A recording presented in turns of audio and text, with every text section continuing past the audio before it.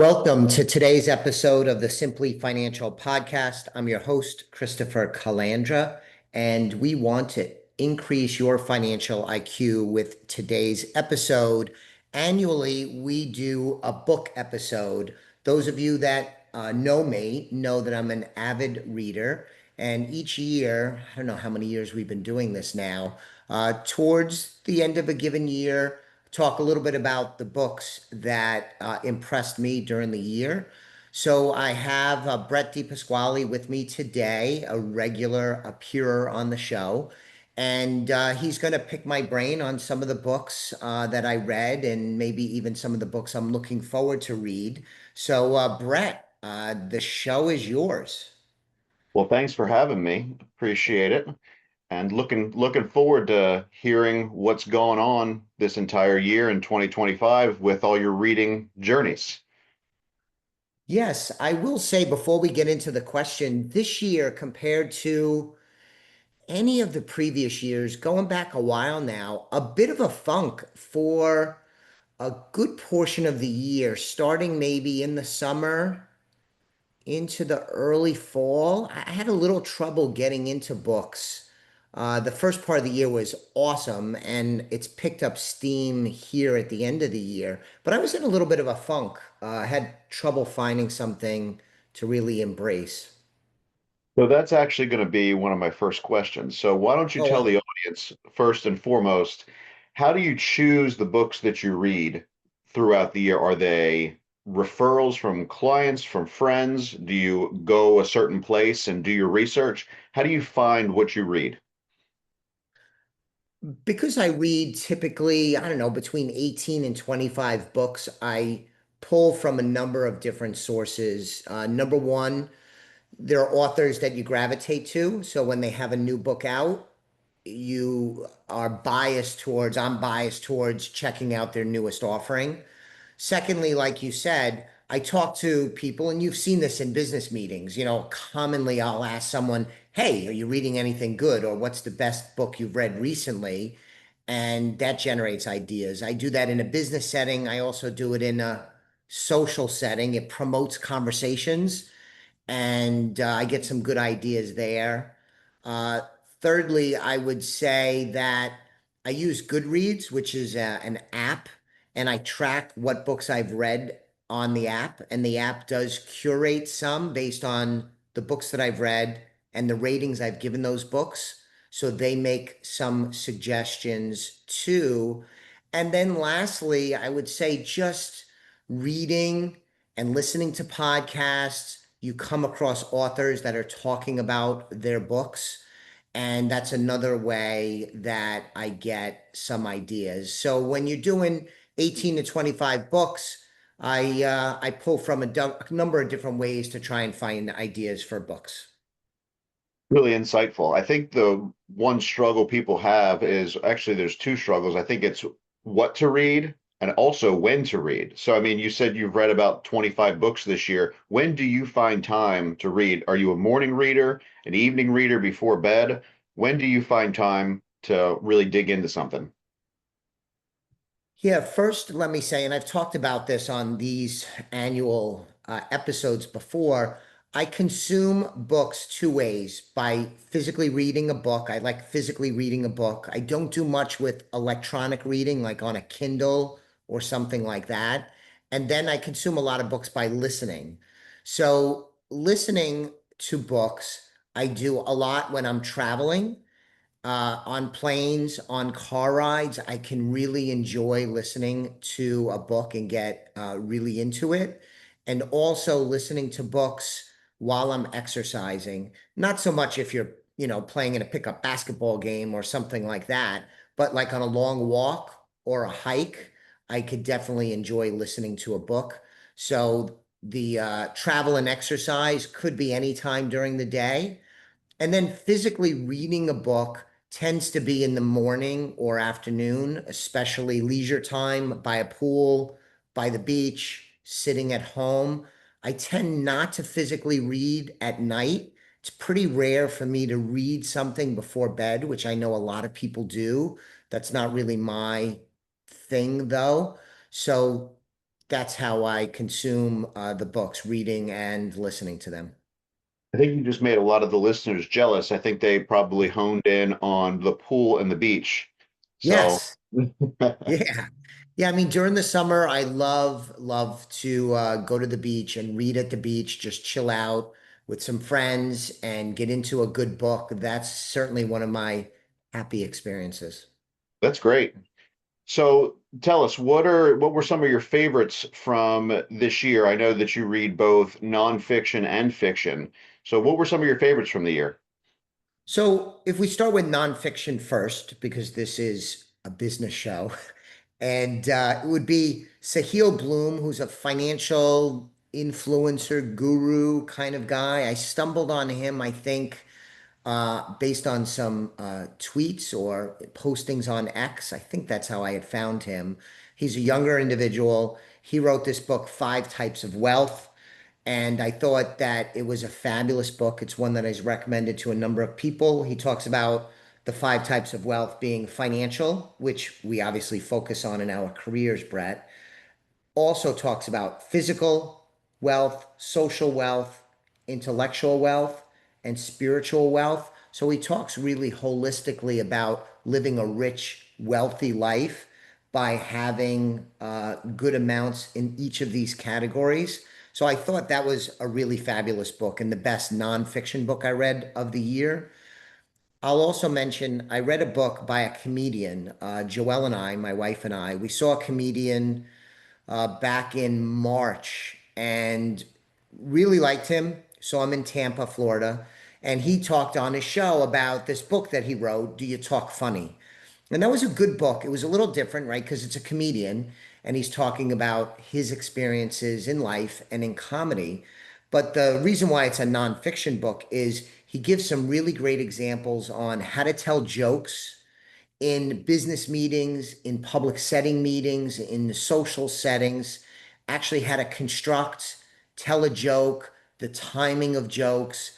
And given my profession, where you're meeting with clients and also living life and being in different social and business environments, it was really good because you've heard, Brett. Well, look, if you're speaking, it's good to work in a little humor.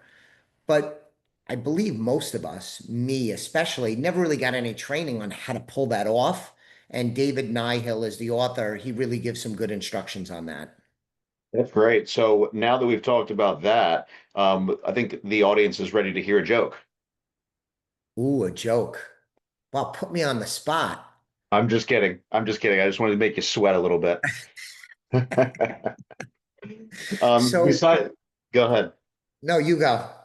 No, I was going to say, so those sound like two really great nonfiction books. The Five Types of Wealth, I think, is a really good way to put in perspective some things in life. So that sounds very interesting.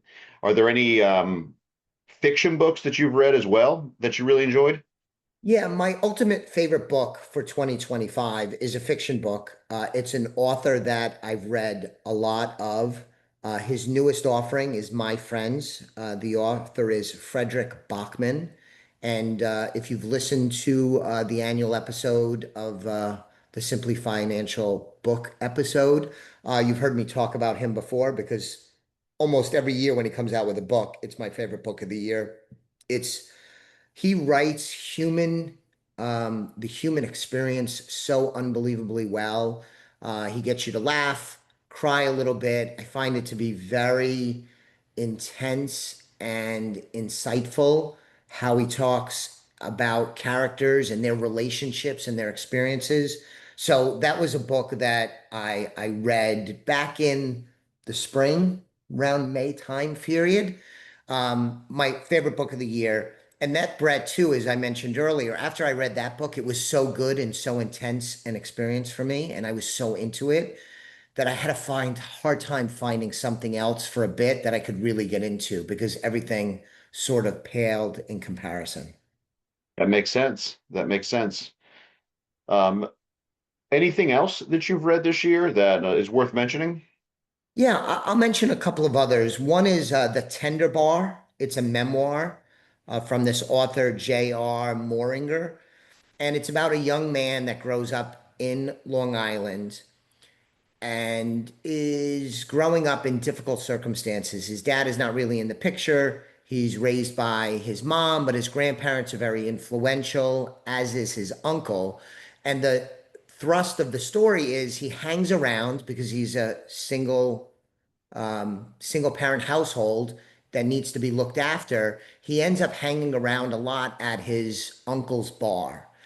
And the whole book is about what he learns about being a man growing up into early adulthood from his uncle in the bar and all the men he meets in the bar, the different characters, what he learns. Some of the things he learns, he realizes are not good and are mistakes, and he tries to grow beyond, and other things he learns that are great life lessons that help him become what he believes is a better man.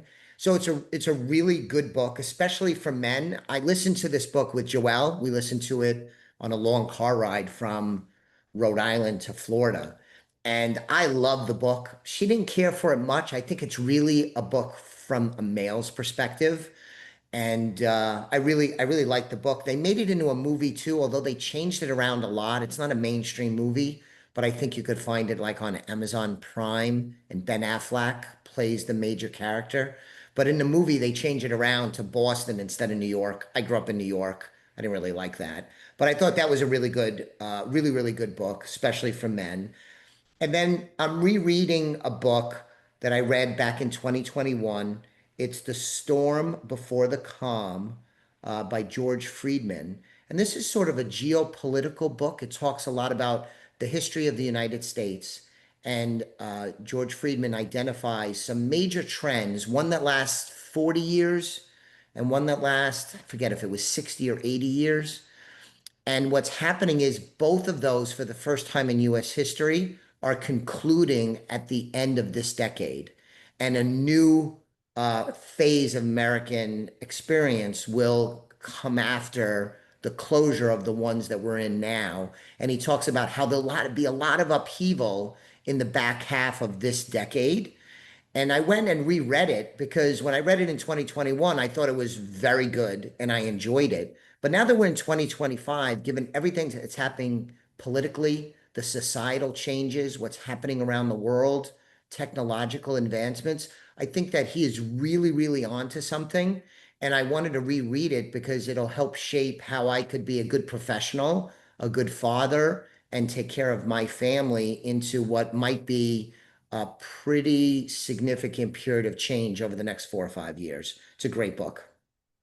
That's really interesting. I mean, obviously history goes in waves, so it's always interesting to read something where someone puts those into words and then you can really kind of digest them and think about it in a more substantial way. Yeah, it's very good if you're looking for a book, Brett, and business wise to help you shape higher level thinking about what's happening, not so much in the stock market today or what the president might say tomorrow, but sort of like a macro big picture of trends that are driving what's going on and a historical perspective of how the country has gone through changes before with the government, with society, how the government interacts with its citizens. That's the book I would recommend. Excellent. That sounds good. So we're coming to the end now of 2025. It's unbelievable I'm saying that. Only a couple Yes. months left before 2026 starts. Any good ones on the horizon for you for the end of the year or beginning of next year? Yeah, I'll give a few examples. First off, I'm reading a book now by Bill O'Reilly. I've read almost everything he's produced. He's written quite a few history books. The newest offering is Confronting Evil, and he profiles some of the most evil people in history, and each chapter is dedicated to one of these very evil people. I'm only 4 chapters in. He's talked about Genghis Khan, Caligula, Henry VIII. It's very good, and I also like it. It's a nice change of pace, Brett, because each chapter is standalone. So you could read a chapter and then sort of unplug, come back and read the next chapter, and you really don't need to reference the previous chapter. They're all standalone. So I'm really enjoying that. And there's a few books that I'm excited about getting to. And there might be ones we talk about on next year's episode because I don't think I'll be able to get many of them done at the end of 2025, but I will throw them out. One is 1929 by Andrew Ross Sorkin, who's a personality on CNBC. He's the one of the key guys in their morning show Squawk Box. So I've known him for a long time watching CNBC. And he has this book and he talks about the crash of 1929. So I'm looking forward to that. There's Born Lucky by Leland Vittert. He's a media personality on one of the upstart news channels.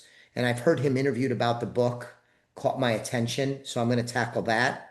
Mitch Albom is an author. I've read a lot of his stuff before. Probably his most popular books are Tuesdays with Maury and Five People You Meet in Heaven. He has a new book out called Twice. So I think that's something Joelle and I are going to read together so that we could bond as a married couple and have a shared experience. And then the big nonfiction book that is in our realm, specifically A Richer Retirement by William Bergen. And it's an updated book talking about the 4% rule, the withdrawal rule that is so impactful in our financial planning lives, Brett. And this is an update on that. I think he is the author of the original 4% rule or had something notable to do with it early on in its existence. So it's an update on that. So those are four books I'm looking to get to here over the next stretch. And I'm really excited about these. So I'll hopefully stay out of a funk. That's great. That's great. I mean, you go through a pretty big list during the year, and it makes my 3 to 4 books a year look minimal. Yes. To be clear, I didn't have you join me on the show to have you feel bad about yourself. I'm glad you asked me these questions and we could share some ideas. Yes, absolutely. Well, is there anything else you want to share? Any like really big takeaways that you've gotten from any of the books this year that have really impacted you or impacted or even changed the way you've thought about something? I would go back to My Friends, which talks about a couple of young people growing up and their intense friendship. And I've gone through an evolution because of some personal things that have happened in my life, some tragedies, some losses, some difficulties.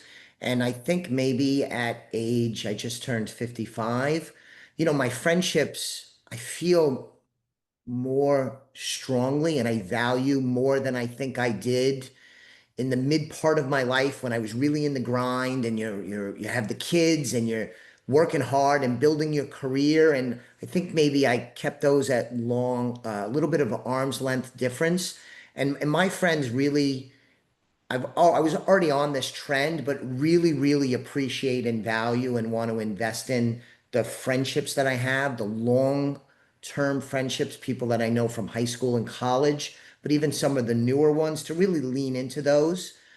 So that's a lesson that was reinforced with my friends. I think that's great. I think that's great. So good. Is there anything else that you want to add going into the end of the year? I would say if anybody is listening to this, I've met a lot of people that, might read some, might want to read more, and are resistant to listening to books. My good friend Frank, who you know, Brett, we've had this conversation a couple times because he travels a lot and he would like to read more, but he reads a lot for his profession, technical industry stuff and I've given him the advice like try listening to a book on a plane or on a long car ride. So there are some people that are resistant because it's sort of a new technology, if you will, listening to a book. But it could be a great experience to listen into a book when they're telling a great story. You could get lost in listening to a book just like you can get lost in a book that's a page turner. So I guess my final thought would be if anybody is out there that has been resistant to giving that a try, I would urge you to actually give it an experiment and listen to a book and see if it's something that you could work in that would allow you to, get to more books and also have some enjoyment of these books in a different way. I think that's great advice. I mean, because me personally, like the feel of a book in my hand. I can turn the pages. I know how far I am. But at the same time, I also really enjoy listening to long form podcasts. Yes. So having that experience now, I think is a really good stepping stone into even longer form books and stories. So I think that's really great advice. Excellent. Good. Well, thank you so much for interviewing me today. And listeners, go to our website for Brett and I. It's elliottwealth.com. You could find information about the work we do as financial planners. There's also a book recommendations page, but mostly we help clients win with money, help people win with money by making better decisions consistently over the long term. So check out the work we do. You could sign up for a free consultation, and also subscribe to the show if you haven't done so already. Recommend it to a friend. Brett and I, the whole team, would appreciate you doing those things. So thanks for listening to Brett and I today. We will be back with you on the next episode of the Simply Financial podcast very soon. The views expressed are not necessarily the opinion of Osaic Wealth, Inc., and should not be construed directly or indirectly as an offer to buy or sell any securities mentioned herein. Investing is subject to risks, including loss of principal invested. Past performance is not a guarantee of future results. No strategy can assure a profit nor protect against loss. Please note that individual situations can vary. Therefore, the information should be relied upon when coordinated with individual professional advice. Please note, the information being provided is strictly as a courtesy. When you link to any of the websites provided here, you are leaving this website. We make no representation as to the completeness or accuracy of information provided at these websites. Nor is the company liable for any direct or indirect technical or system issues, or any consequences arising out of your access to or your use of third-party technologies, websites, information, and programs made available through this website. When you access one of these websites, you are leaving our website and assume total responsibility and risk for your use of the websites you are linking to. Securities and advisory services are offered through Osaic Wealth, Inc., member FINRA, SIPC. Insurance services offered through Elliott Wealth Management Services, LLC, not affiliated with Osaic Wealth, Inc.